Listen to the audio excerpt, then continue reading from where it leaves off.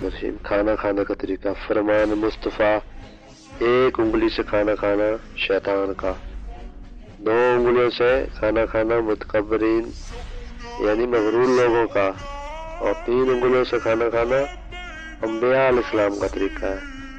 پیارے آقا کریم صلی اللہ علیہ وسلم 3 انگلیوں سے کھانا کھاتے تھے، تو ہمیں کیسے کھانا چاہیے؟ 2 انگلیوں سے کھانا چاہیے یا کہ 1 انگلی سے؟